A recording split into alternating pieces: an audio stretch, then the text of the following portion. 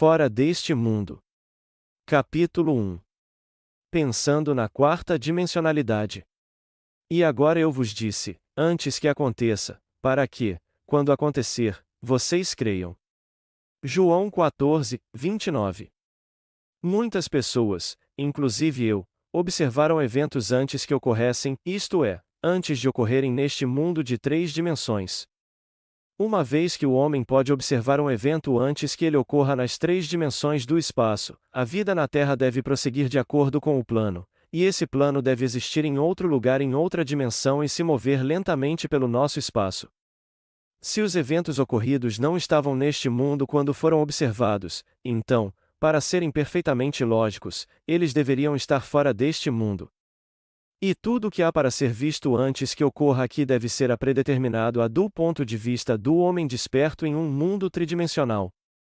Assim surge a pergunta: seremos capazes de alterar o nosso futuro? Meu objetivo ao escrever estas páginas é indicar possibilidades inerentes ao homem, mostrar que o homem pode alterar seu futuro, mas, assim alterada, forma novamente uma sequência determinística a partir do ponto de interferência, um futuro que será consistente com a alteração.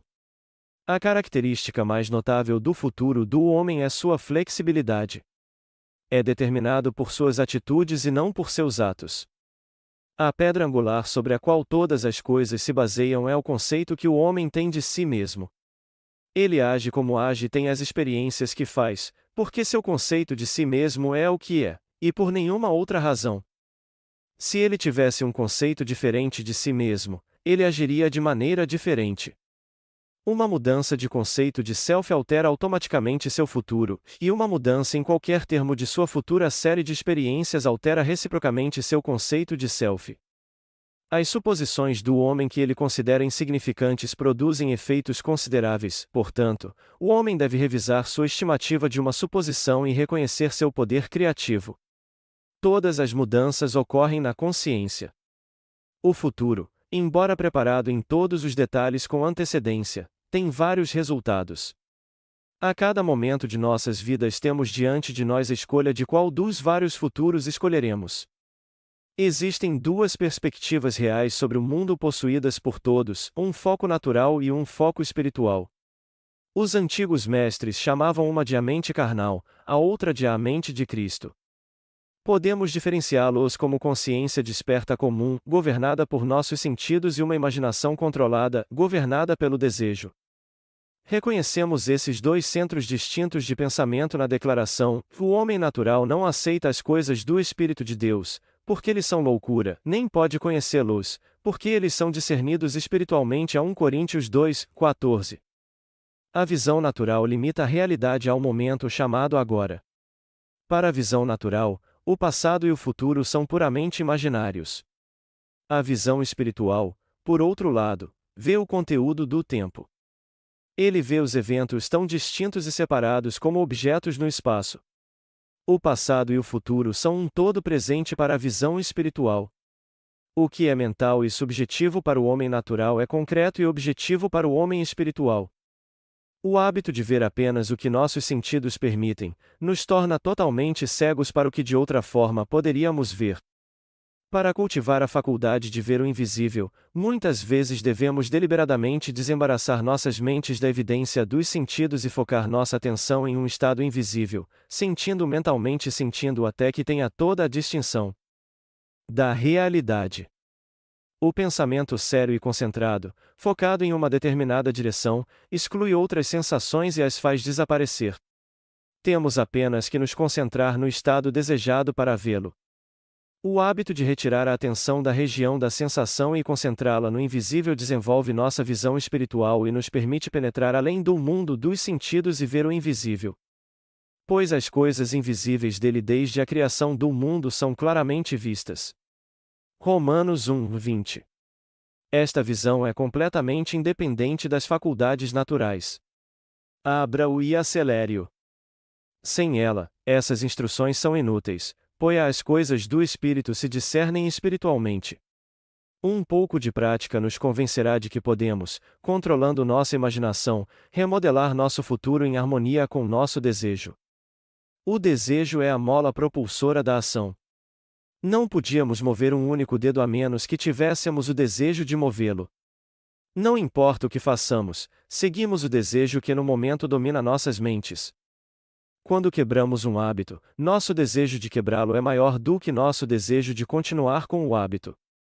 Os desejos que nos impelem à ação são aqueles que prendem nossa atenção. Um desejo é apenas uma consciência de algo que nos falta ou precisamos para tornar nossa vida mais agradável. Os desejos sempre têm algum ganho pessoal em vista. Quanto maior o ganho esperado, mais intenso é o desejo. Não há desejo absolutamente altruísta. Onde não há nada a ganhar, não há desejo e, consequentemente, nenhuma ação. O homem espiritual fala ao homem natural através da linguagem do desejo. A chave para o progresso na vida e para a realização dos sonhos está na pronta obediência à sua voz. A obediência sem hesitação à sua voz é uma suposição imediata do desejo realizado. Desejar um estado é tê-lo. Como disse Pascal, você não teria me procurado se já não tivesse me encontrado. O homem, ao assumir o sentimento de seu desejo realizado, e então viver e agir com base nessa convicção, altera o futuro em harmonia com sua assunção. As suposições despertam o que afirmam. Assim que o homem assume a sensação de que seu desejo foi realizado, seu eu quadridimensional encontra meios para atingir esse fim, descobre métodos para sua realização. Não conheço nenhuma definição mais clara dos meios pelos quais realizamos nossos desejos do que experimentar na imaginação o que experimentaríamos na carne se atingíssemos nosso objetivo. Esta experiência do fim quer os meios. Com sua visão mais ampla, o eu quadridimensional constrói os meios necessários para realizar o fim aceito. A mente indisciplinada acha difícil assumir um estado que é negado pelos sentidos.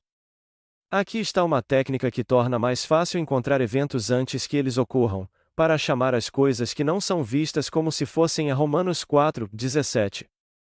As pessoas têm o hábito de desprezar a importância das coisas simples, mas esta fórmula simples para mudar o futuro foi descoberta após anos de pesquisa e experimentação. O primeiro passo para mudar o futuro é o desejo, ou seja, de definir o seu objetivo, saber com certeza o que você quer. Em segundo lugar, construa um evento que você acredita que encontraria após a realização do seu desejo, um evento que implica a realização do seu desejo, algo que terá a ação do eu predominante. Terceiro, imobilize o corpo físico e induza uma condição semelhante ao sono. Deite-se em uma cama ou relaxe em uma cadeira e imagine que está com sono. Então, com as pálpebras fechadas e sua atenção focada na ação que você pretende experimentar. Na imaginação, sinta-se mentalmente dentro da ação proposta, imaginando o tempo todo que você está realmente realizando a ação aqui e agora. Você deve sempre participar da ação imaginária, não apenas ficar para trás e observar, mas deve sentir que está realmente realizando a ação para que a sensação imaginária seja real para você. É importante sempre lembrar que a ação proposta deve ser aquela que segue a realização do seu desejo e, também, você deve sentir-se na ação até que ela tenha toda a vivacidade e nitidez da realidade. Por exemplo, suponha que você deseja uma promoção no cargo. Ser parabenizado seria um evento que você encontraria após a realização de seu desejo. Tendo selecionado esta ação como aquela que você experimentará na imaginação, imobilizará o corpo físico e induzirá um estado semelhante ao sono, um estado de sonolência, mas no qual você ainda é capaz de controlar a direção de seus pensamentos. Um estado em que você está atento sem esforço. Agora, imagine que um amigo está diante de você. Coloque sua mão imaginária na dele. Primeiro sinta que é sólido e real, depois mantenha uma conversa imaginária com ele em harmonia com a ação. Não se visualize a distância no espaço e a distância no tempo sendo parabenizado por sua boa sorte. Em vez disso, faça em outro lugar aqui no futuro agora. O evento futuro é uma realidade agora em um mundo dimensionalmente maior e, curiosamente, agora em um mundo dimensionalmente maior, é equivalente a aqui no espaço tridimensional comum da vida cotidiana. A diferença entre sentir-se em ação, aqui e agora, e visualizar-se em ação, como se estivesse em uma tela de cinema, é a diferença entre sucesso e fracasso. A diferença será apreciada se você agora se visualizar subindo uma escada. Então, com as pálpebras fechadas, imagine que uma escada está bem na sua frente e sinta que está realmente subindo. O desejo, a imobilidade física beirando o sono e a ação imaginária em que predomina o sentimento do eu, aqui e agora, não são apenas fatores importantes na alteração do futuro, mas são condições essenciais para projetar conscientemente o eu espiritual. Se, quando o corpo físico está imobilizado, nos tornamos possuídos da ideia de fazer alguma coisa e imaginamos que estamos fazendo isso aqui e agora e mantivemos a ação imaginária indo até o sono, é provável que despertemos do corpo físico para nos encontrarmos em um mundo dimensionalmente maior com um foco dimensionalmente maior e realmente fazendo o que desejávamos e imaginávamos que estávamos fazendo na carne. Mas quer despertemos lá ou não, estamos realmente realizando a ação no mundo quadridimensional, e vamos reencená-la no futuro, aqui no mundo tridimensional. A experiência me ensinou a restringir a ação imaginária, a condensar a ideia que deve ser o objeto de nossa meditação em um único ato e a reencená-la repetidamente até que tenha a sensação de realidade. Caso contrário, a atenção se desviará ao longo de uma trilha associativa, e hostes de imagens associadas serão apresentadas à nossa atenção. Em poucos segundos eles nos levarão a centenas de quilômetros de distância de nosso objetivo no espaço, e anos de distância no tempo. Se decidirmos subir um determinado lance de escada, porque esse é o evento provável que se seguirá à realização de nosso desejo, devemos restringir a ação a subir esse lance de escada específico. Se nossa atenção se desviar, devemos trazê-la de volta à sua tarefa de subir aquele lance de escada e continuar assim até que a ação imaginária tenha toda a solidez e nitidez da realidade. A ideia deve ser mantida no campo da apresentação sem nenhum esforço sensato de nossa parte. Devemos, com o mínimo de esforço, permear a mente com o sentimento do desejo realizado. A sonolência facilita a mudança porque favorece a atenção sem esforço, mas não deve ser empurrada para o estágio do sono, em que não poderemos mais controlar os movimentos de nossa atenção, mas sim um grau moderado de sonolência em que ainda estamos capaz de dirigir nossos pensamentos. A maneira mais eficaz de encarnar um desejo é assumir a sensação do desejo realizado e então, em um estado relaxado e sonolento, repetir uma e outra vez, como uma canção de ninar, qualquer frase curta que implique a realização de nosso desejo, como obrigado, a como se nos dirigíssemos a um poder superior por ter feito isso por nós. Se, no entanto, buscamos uma projeção consciente em um mundo dimensionalmente maior, então devemos manter a ação em andamento até que o sono aconteça. Experimente na imaginação, com toda a distinção da realidade, o que seria experimentado na carne se você alcançasse seu objetivo, e você irá, com o tempo, encontrá-lo na carne como você o encontrou em sua imaginação. Alimente a mente com premissas, isto é, asserções presumivelmente verdadeiras, porque as suposições, embora irreais aos sentidos, se persistirem até que tenham a sensação de realidade, endurecerão em fatos. Para uma suposição, todos os meios que promovem sua realização são bons. Influencia o comportamento de todos, inspirando em todos os movimentos, ações e palavras que tendem à sua realização. Para entender como o homem molda seu futuro em harmonia com sua suposição, devemos saber o que queremos dizer com um mundo dimensionalmente maior, pois é para um mundo dimensionalmente maior que vamos alterar nosso futuro. A observação de um evento antes que ele ocorra implica que o evento é predeterminado do ponto de vista do homem no mundo tridimensional. Portanto, para mudar as condições aqui nas 3 dimensões do espaço, devemos primeiro mudá-las nas 4 dimensões do espaço. O homem não sabe exatamente o que significa um mundo dimensionalmente maior e, sem dúvida, negaria a existência de um eu dimensionalmente maior. Ele está bastante familiarizado com as 3 dimensões de comprimento, largura e altura, e sente que se houvesse uma 4ª dimensão, deveria ser tão óbvia para ele quanto as dimensões de comprimento, largura e altura. Uma dimensão não é uma linha, é qualquer maneira pela qual uma coisa pode ser medida que é inteiramente diferente de todas as outras maneiras. Ou seja, para medir um sólido quadridimensional, simplesmente o medimos em qualquer direção, exceto em seu comprimento, largura e altura. Existe outra maneira de medir um objeto além de seu comprimento, largura e altura? O tempo mede minha vida sem empregar as 3 dimensões de comprimento, largura e altura. Não existe objeto instantâneo. Seu aparecimento e desaparecimento são mensuráveis. Ele dura por um período definido de tempo. Podemos medir sua vida útil sem usar as dimensões de comprimento, largura e altura. O tempo é definitivamente uma quarta forma de medir um objeto. Quanto mais dimensões um objeto tem, mais substancial e real ele se torna. Uma linha reta, que está inteiramente em uma dimensão, adquire forma, massa e substância pela adição de dimensões. Que nova qualidade o tempo, a quarta dimensão, daria para torná-lo tão vastamente superior aos sólidos quanto os sólidos são para as superfícies e as superfícies são para as linhas? O tempo é um meio para mudanças na experiência porque todas as mudanças levam tempo. A nova qualidade é a mutabilidade. Observe que se bissectarmos um sólido, sua seção transversal será uma superfície, dividindo uma superfície ao meio, obtemos uma linha, e dividindo uma linha ao meio, obtemos um ponto. Isso significa que um ponto é apenas uma seção transversal de uma linha, que é, por sua vez, apenas uma seção transversal de uma superfície, que é, por sua vez, mais uma seção transversal de um sólido, que é, por sua vez, se transportado à sua conclusão lógica, mais uma seção transversal de um objeto quadridimensional. Não podemos evitar a inferência de que todos os objetos tridimensionais são apenas seções transversais de corpos quadridimensionais. O que significa que, quando te encontro uma seção transversal do você quadridimensional, o eu quadridimensional que não é visto. Para ver o eu quadridimensional, devo ver cada seção transversal ou momento de sua vida desde o nascimento até a morte e vê-los todos como coexistindo.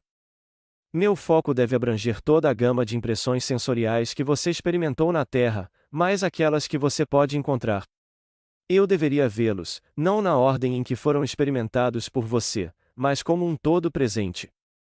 Porque a mudança é a característica da quarta dimensão, eu deveria vê-los em um estado de fluxo como um todo vivo e animado. Se tivermos tudo isso claramente fixado em nossas mentes, o que isso significa para nós neste mundo tridimensional? Significa que, se pudermos nos mover ao longo do tempo, podemos ver o futuro e alterá-lo como desejarmos. Este mundo, que pensamos tão solidamente real, é uma sombra da qual e além da qual podemos passar a qualquer momento. É uma abstração de um mundo mais fundamental e dimensionalmente maior, um mundo mais fundamental abstraído de um mundo ainda mais fundamental e dimensionalmente maior e assim por diante até o infinito. O absoluto é inatingível por qualquer meio ou análise, não importa quantas dimensões adicionemos ao mundo. O homem pode provar a existência de um mundo dimensionalmente maior simplesmente concentrando sua atenção em um estado invisível e imaginando que o vê e sente. Se ele permanecer concentrado nesse estado, seu ambiente atual desaparecerá e ele despertará em um mundo dimensionalmente maior, onde o objeto de sua contemplação será visto como uma realidade objetiva concreta. Intuitivamente, sinto que, se ele abstraísse seus pensamentos desse mundo dimensionalmente maior e se retirasse ainda mais para dentro de sua mente, ele traria novamente uma exteriorização do tempo. Ele descobriria que toda vez que ele se retira para sua mente interior e provoca uma exteriorização do tempo, o espaço se torna dimensionalmente maior. E ele, portanto, concluiria que tanto o tempo quanto o espaço são seriais, e que o drama da vida é apenas a escalada de um bloco de tempo multidimensional. Os cientistas um dia explicarão por que existe um universo serial. Mas, na prática, como usamos esse universo serial para mudar o futuro é mais importante.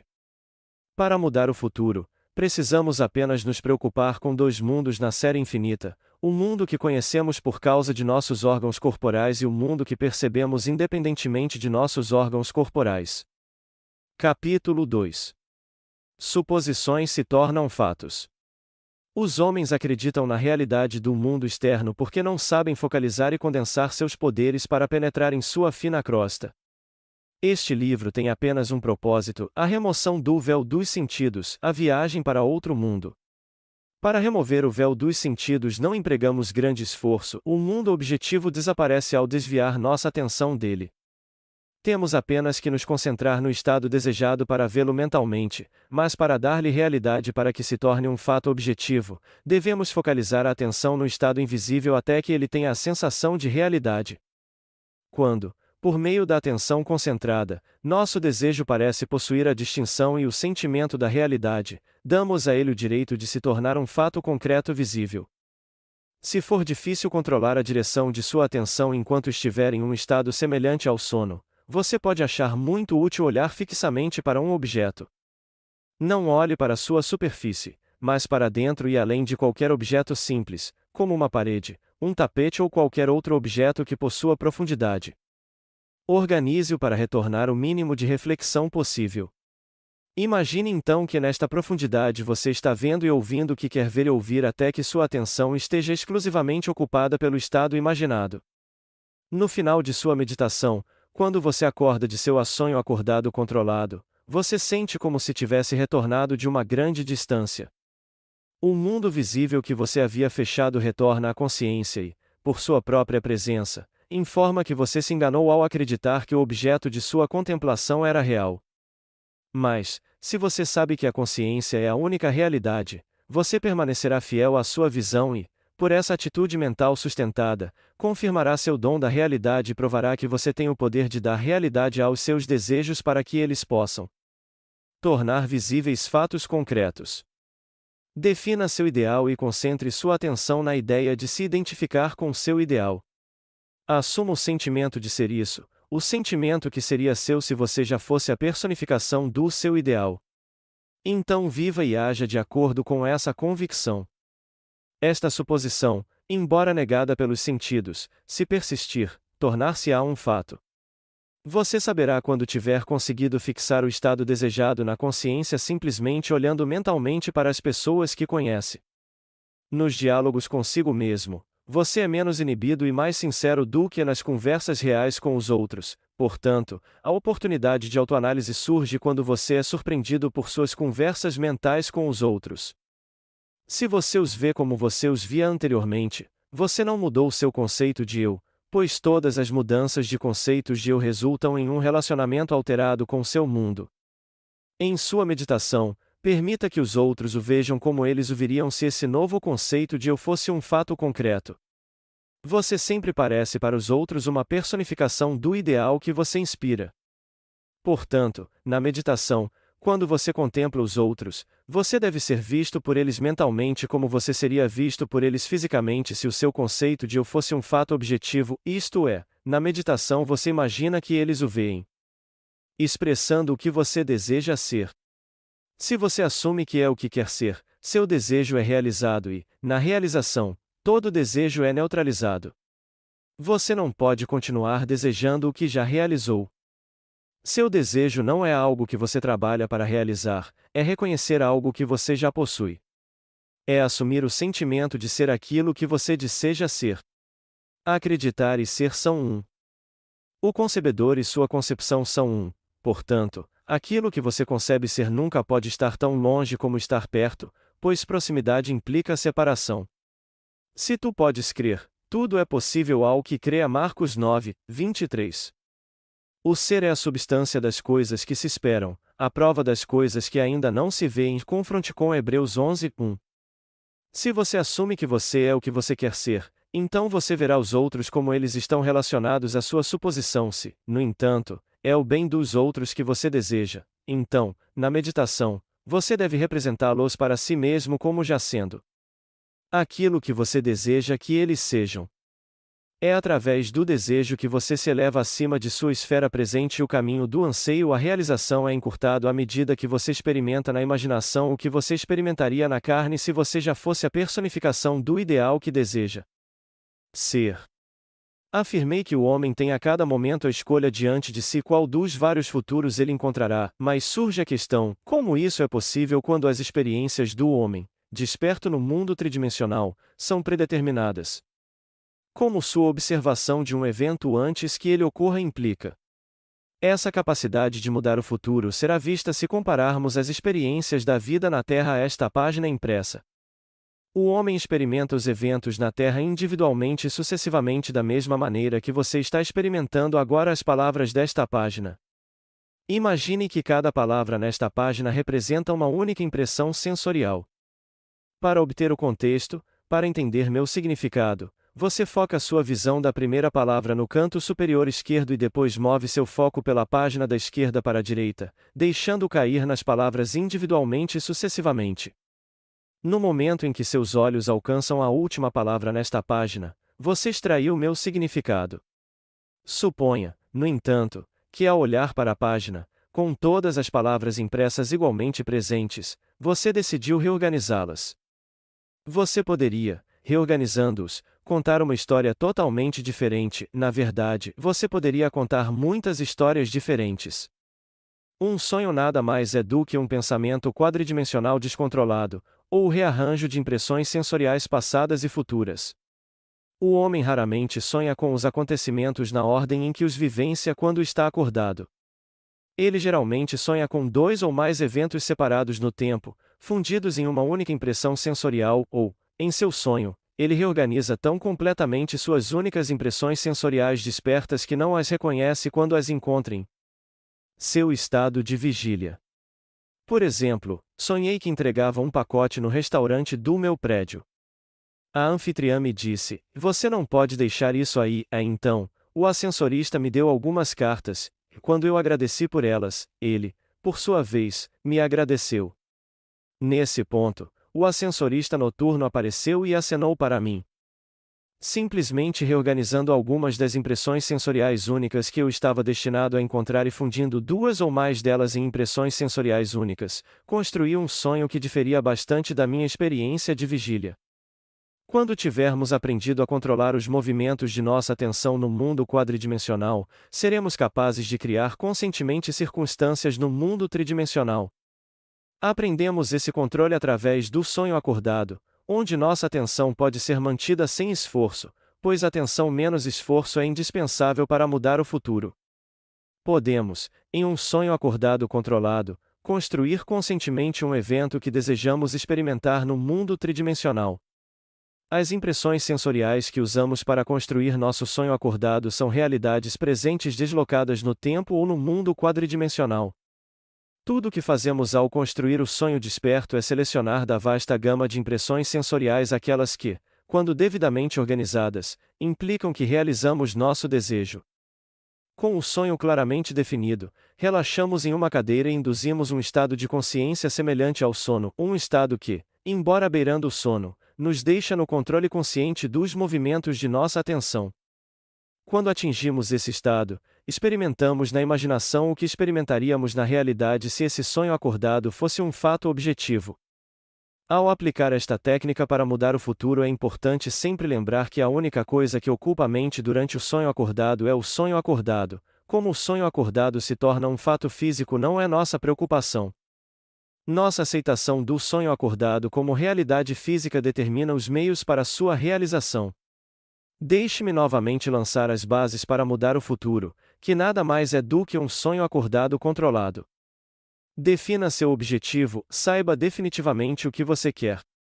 Construa um evento que você acredita que encontrará após a realização do seu desejo, algo que terá a ação do eu predominante, um evento que implique a realização do seu desejo.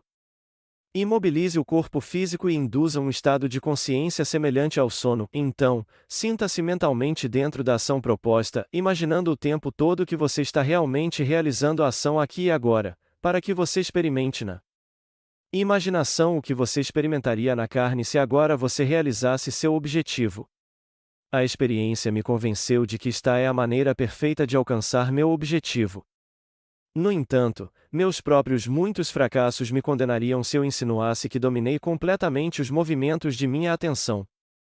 Posso, no entanto, com o antigo mestre dizer: uma coisa eu faço, esquecendo as coisas que ficam para trás e estendendo a mão para as coisas que estão antes, prossigo para o alvo do prêmio. Filipenses 3, 13 e 14. Capítulo 3. Poder da imaginação. Conhecereis a verdade e a verdade vos libertará. A João 8, 32. Os homens afirmam que um julgamento verdadeiro deve estar de acordo com a realidade externa a qual se relaciona. Isso significa que se eu, enquanto preso, me sugiro que sou livre e consigo acreditar que sou livre, é verdade que acredito em minha liberdade, mas não se segue que eu seja livre, pois posso ser vítima da ilusão.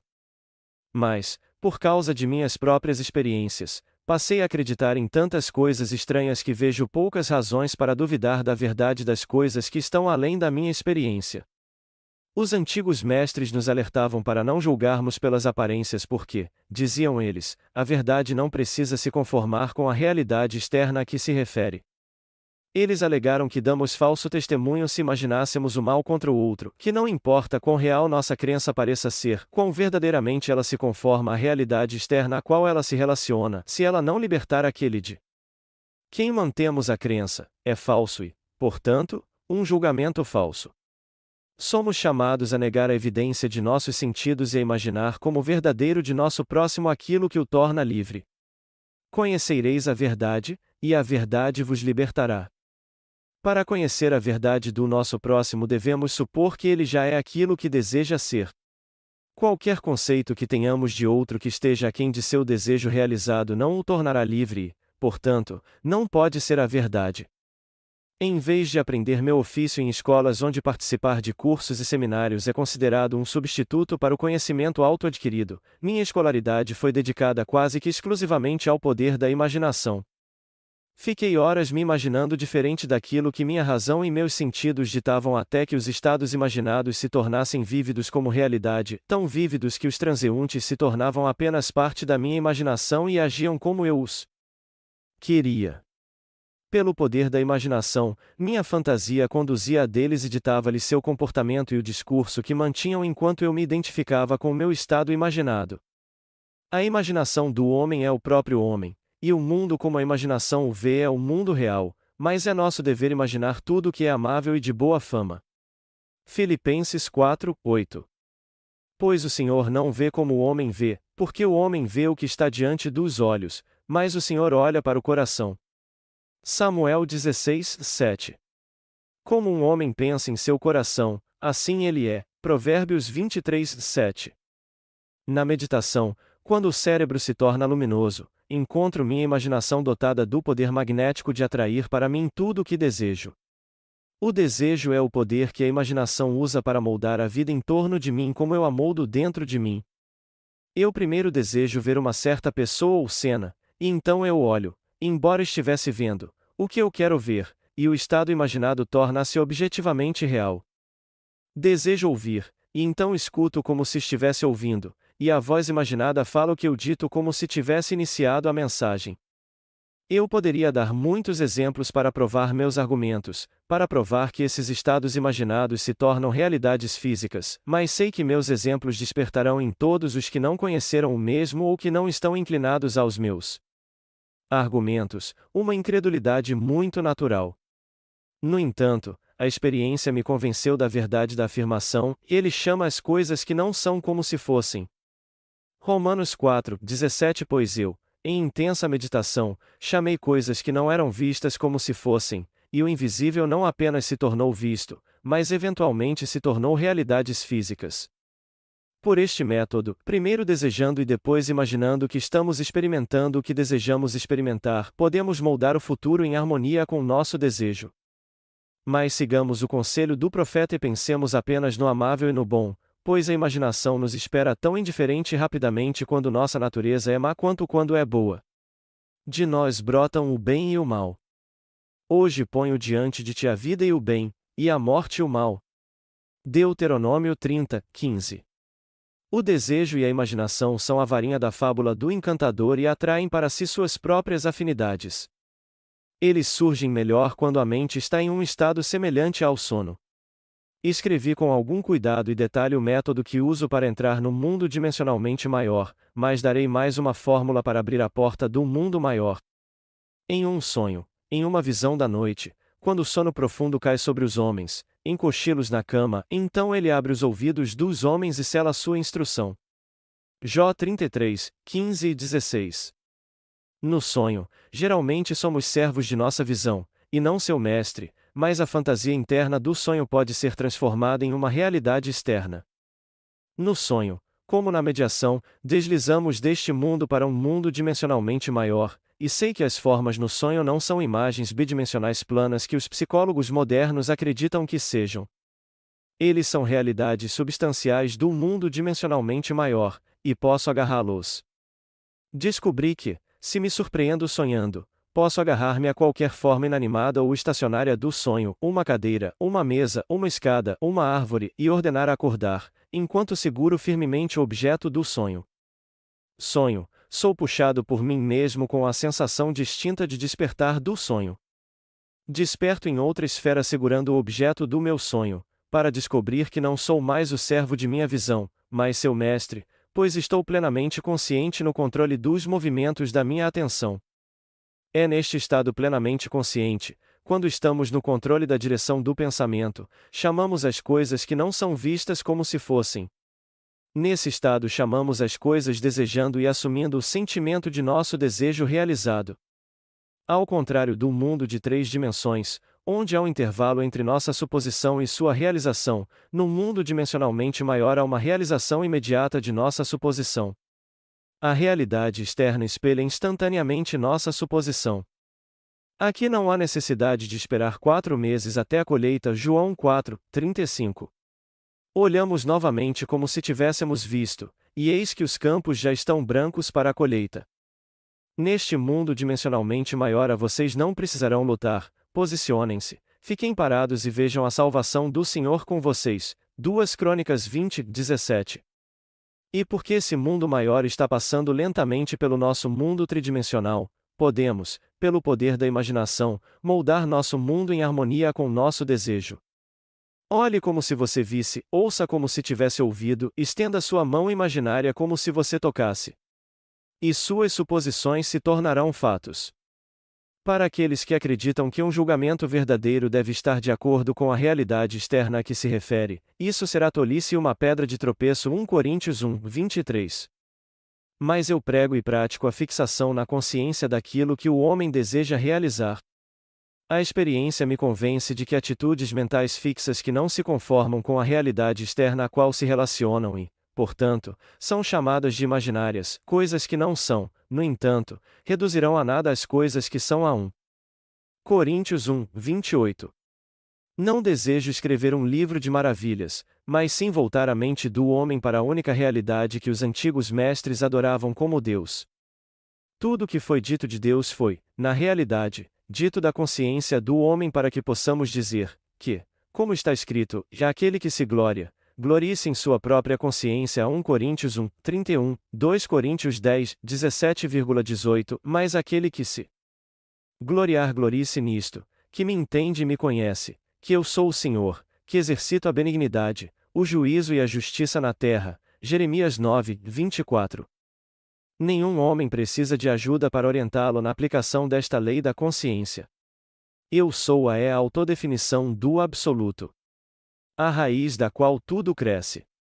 Eu sou a videira. João 15:1, 15 e 5. Qual é a sua resposta para a eterna pergunta: quem sou eu? Sua resposta determina o papel que você desempenha no drama do mundo. Sua resposta, isto é, seu conceito de si mesmo, não precisa estar de acordo com a realidade externa a qual se relaciona. Esta grande verdade é revelada nas declarações: e deixe os fracos dizerem, e eu sou forte. Joel 3:10. Olhe para trás e veja as boas resoluções com as quais muitos anos novos passados estão sobrecarregados. Eles viveram um pouco e depois morreram. Por quê? Porque eles foram separados de sua raiz.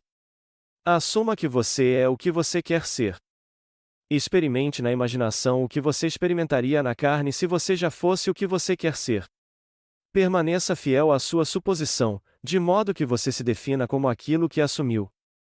As coisas não têm vida se forem separadas de suas raízes, e nossa consciência, nosso eu sou é a raiz de tudo que brota em nosso mundo. Se não crermos que eu sou, morrereis em vossos pecados. A João 8:24, isto é, se não creio que já sou o que desejo ser, então permaneço como sou e morrer no meu atual conceito de eu. Não há poder, fora da consciência do homem, para ressuscitar e tornar vivo o que o homem deseja experimentar. Aquele homem que está acostumado a invocar à vontade as imagens que lhe agrada será, em virtude do poder de sua imaginação, senhor de seu destino. Eu sou a ressurreição e a vida, quem crê em mim, ainda que esteja morto, viverá. João 11:5. Conhecereis a verdade, e a verdade vos libertará. Capítulo 4. Ninguém para mudar, mas você mesmo. E por eles eu me santifico, para que também eles sejam santificados pela verdade. João 17:19. O ideal que servimos e lutamos para alcançar nunca poderia ser desenvolvido a partir de nós se não estivesse potencialmente envolvido em nossa natureza. Agora é meu propósito recontar e enfatizar uma experiência minha impressa por mim há 2 anos. Acredito que essas citações de A Busca nos ajudarão a entender o funcionamento da lei da consciência e nos mostrarão que não temos ninguém para mudar além de nós mesmos.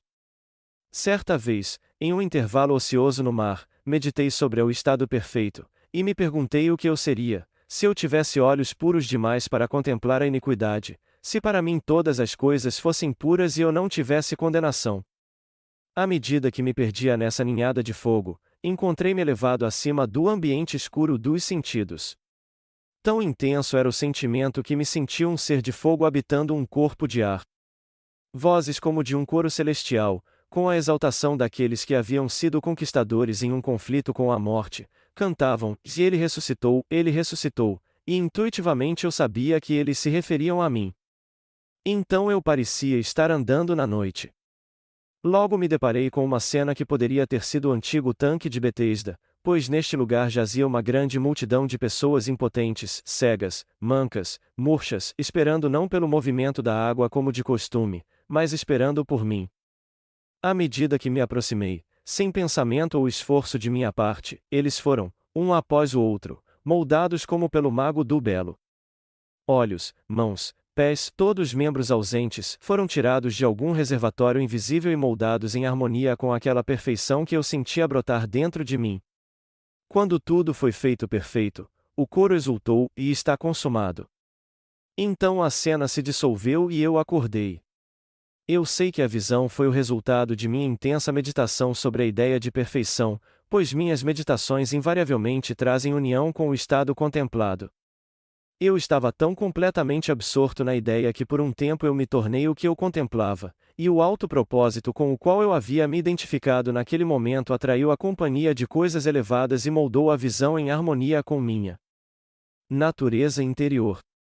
O ideal com o qual estamos unidos funciona por associação de ideais para despertar mil humores para criar um drama de acordo com a ideia central.